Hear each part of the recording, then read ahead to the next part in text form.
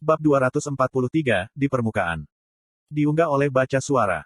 Jangan lupa like dan subscribe, agar kami makin semangat upload lebih banyak. TESSIAERALITH.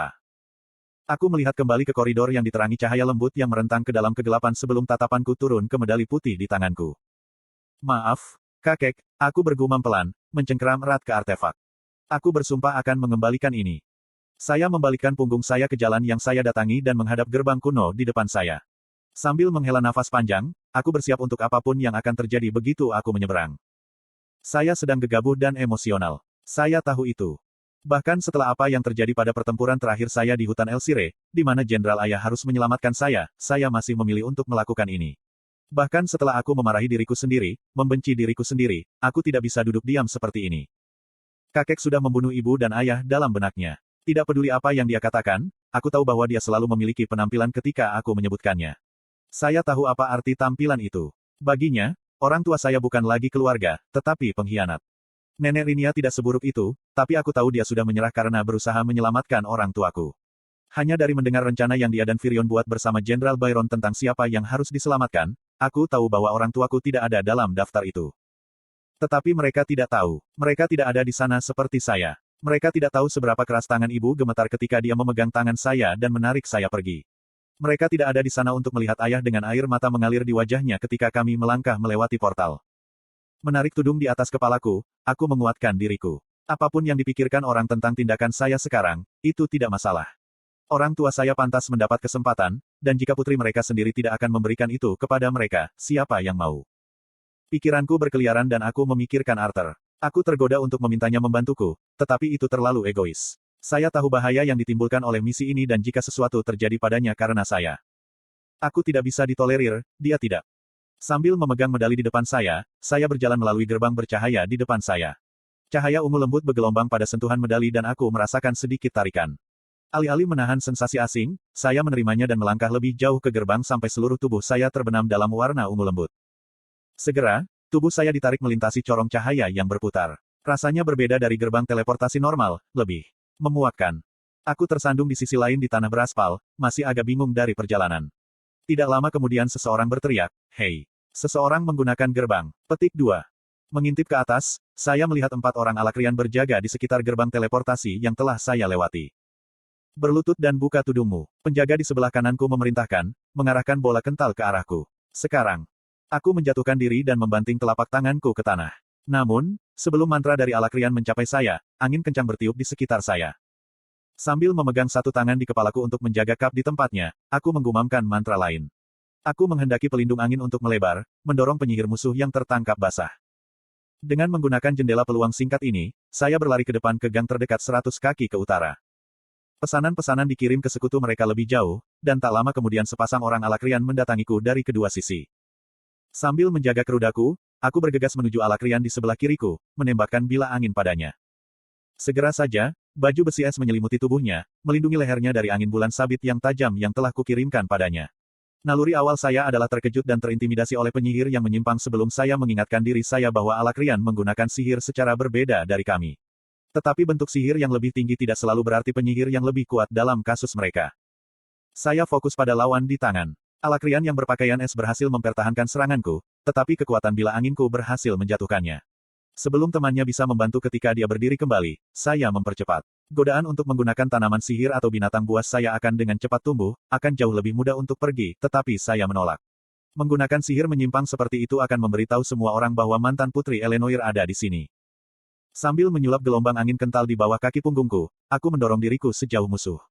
Dia mengangkat pedang panjangnya untuk memblokir serangan apapun yang dia pikir akan kukenakan, tetapi sebaliknya, aku meraih lengannya dan menggunakan lemparan overhead klasik yang diajarkan kakekku kepadaku. Dengan bantuan sihir angin, aku melemparkan Alakrian beberapa puluh kaki di udara yang membuka jalan setapak menuju gang terdekat. Jangan biarkan dia pergi. Sebuah suara berteriak dari jauh. Dihibur oleh kenyataan bahwa mereka mengira saya adalah seorang lelaki, saya melaju keluar dan pergi dengan embusan angin lain yang membantu saya. Saya melaju melalui lorong sempit. Bangunan menjulang di atas saya di kedua sisi, jalan yang hampir tidak cukup lebar untuk memungkinkan dua pria berjalan bahu-membahu. Terlepas dari berapa usia bangunan dan jalan beraspal itu, tidak ada satupun sampah yang menodai gang. Sebagian besar kota manusia terlihat sangat mirip satu sama lain sehingga sulit untuk mengatakan dengan tepat di mana saya berada sampai saya memiliki pandangan yang lebih baik tentang kota secara keseluruhan, tetapi saya tahu bahwa saya setidaknya telah tiba di salah satu kota besar di Sapin. Mataku terus-menerus memindai jalan dan bahkan atap rumah kalau-kalau seorang Alakrian melacak keberadaanku dari atas. Melihat cepat ke langit menegaskan bahwa aku belum mendarat di kota Sirus. Awan berada di atas kepala dan tidak ada penghalang tembus yang terlihat melindungi kota terapung.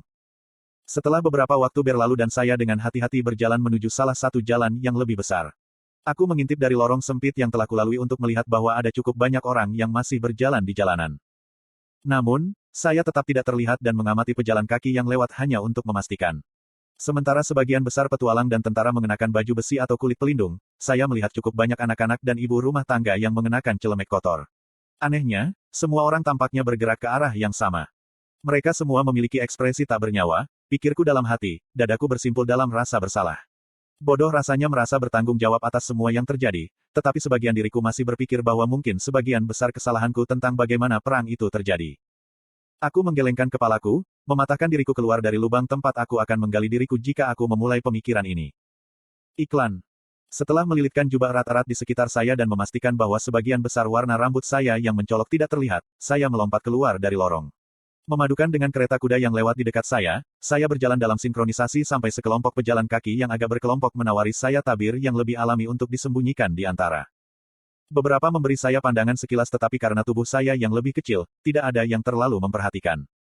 Apakah kita benar-benar harus pergi? Seorang wanita setengah baya di depan saya berbisik kepada apa yang tampak seperti suaminya. Pria gemuk itu menjawab dengan nada pelan. Orang-orang Alakri itu sudah mulai mengusir orang dari rumah mereka. Jika kita tidak pergi sekarang, itu hanya akan memperburuk keadaan. Petik 2. Wanita itu memandang suaminya seolah hendak mengatakan sesuatu tetapi melihat ke bawah. Aku bisa melihat bahunya terkulai sementara dia memegang erat-erat tangan putrinya. Bingung, saya terus mengikuti semua orang sampai saya melihat beberapa berdiri di sisi jalan. Sebagian besar hampir selesai membungkus barang-barang mereka dan meletakkan terpal yang tergantung di atas dudukan mereka, tetapi saya berhasil menemukan dudukan pakaian yang belum dikemas sepenuhnya. Dalam satu gerakan cepat aku menyeka topi kulit panjang dan mantel dan celana yang pas digantung di rak. Hei, itu, suara penjaga toko menghilang. Mengintip cepat ke belakang, aku bisa melihatnya memandang dengan mata terbelalak ke beberapa koin perak yang tersisa di atas meja. Sambil meluncur ke gang di sisi lain di antara toko roti yang ditinggalkan dan toko daging dengan jendela pecah, aku buru-buru mengganti pakaianku dengan yang baru saja aku beli. Aku mengikat rambutku dan menyelipkannya ke topi kulit yang mengalir melewati leherku, memastikan sebagian besar rambut perakku tidak terlihat. Setelah mengenakan mantel dan celana panjang, aku menyentuhkan jari-jariku ke tanah dan menyelipkannya ke wajahku. Ini sudah cukup, gumamku pelan. Saya berpikir untuk mengambil busur latihan yang saya pinjam dari Eli untuk menyelesaikan ansambel petualang, tetapi saya memutuskan sebaliknya setelah memperhatikan bahwa tidak ada yang membawa senjata mereka. Saya berbaur dengan gelombang pasang orang yang berjalan dengan tenang ke arah yang sama. Meski sudah semakin ramai, masih ada kesunyian yang menakutkan. Permisi, apa yang sedang terjadi? Saya memperdalam suara saya dan menghindari kontak mata dengan pria yang baru saja saya tanya. Pria itu mengabaikan saya dan mempercepat. Saya mencoba lagi, kali ini kepada seorang wanita tua, tetapi disambut dengan respons yang sama sampai akhirnya, seorang wanita yang lebih muda, hanya sedikit lebih tua dari saya, akhirnya merespons. Sudah berakhir, dia tersedak isak. Para penyerbu itu menyuruh kita pindah ke pusat Etistin jika kita tidak ingin diburu. Diburu, kataku pelan. Bagaimana dengan tentara di Caten yang ditempatkan di Etistin? Langkah wanita itu semakin cepat saat dia melihat ke belakang dengan gugup. Aku mengikutinya, menyesuaikan langkahnya, dan bertanya lagi sebelum menjawab dengan suara yang lebih tenang. Mereka meninggalkan. Kiri, saya mengatakan sedikit lebih keras dari yang saya maksudkan. Mata wanita itu melotot seperti tersesat kaget dan dia pergi, mencengkeram erat kertas serut di lengannya. Aku menghela nafas dalam-dalam saat aku berusaha menekan rasa frustrasi dan kecemasan yang menumpuk di dalam diriku. Berbicara dengan wanita itu membuat saya lebih banyak pertanyaan daripada jawaban dan sepertinya semua orang terlalu takut untuk berbicara. Menyesuaikan topi kulit saya berjalan. Satu-satunya cara saya mendapatkan jawaban adalah dengan pergi ke Etistin. Menilai dari fakta bahwa kami bergerak menjauh dari Grand Mountains, kami menuju ke barat. Aku pasti menyeberang melalui gerbang timur Etistin, yang masuk akal melihat bahwa itu adalah gerbang teleportasi yang paling sedikit digunakan dan yang terjauh dari kastil. Penatuarinia pasti mengaturnya untuk datang ke yang ini untuk menyelundupkan beberapa tokoh kunci yang telah dia tulis di daftar itu. Semakin saya terus berjalan, semakin padat kerumunan di sekitar saya. Itu sampai pada titik di mana kita semua harus bergerak maju, bahu kita saling menempel. Tangisan anak-anak dapat didengar karena kegugupan yang dibuat oleh orang tua mereka. Bangunan-bangunan tinggi yang berhias bagian dalam ibu kota Etistin menghalangi pandangan pusat kota, tetapi baru sebelum itu saya melihat orang-orang Alasia. Mereka tidak berbeda dengan manusia sapin, tetapi mereka semua mengenakan seragam abu-abu dan hitam yang sama bergaris-garis merah darah. Mereka juga satu-satunya yang membawa senjata dan mereka menggunakannya untuk menggiring orang-orang di depan ke jalan setapak menuju pusat kota. Saat itulah saya mendengarnya. Jeritan pertama. Itu hanya permulaan, teriakan pertama itu lebih memicu ketika kerumunan di depan mencapai area terbuka alun-alun kota. Aku mendorong ke depan melalui kerumunan, mencoba untuk memeras ke depan. Saya berada di tengah-tengah garis padat orang yang masuk ke area terbuka yang dulunya merupakan pusat perdagangan dan perdagangan. Ketika saya semakin dekat, saya memperhatikan perubahan di udara, dari rasa takut dan khawatir hingga keputusasaan. Saya bisa melihat reaksi yang lebih halus sekarang bersamaan dengan jeritan yang bergema. Aku bisa melihat desah dan rintihan dan bahkan isak tangis dari orang-orang di depan.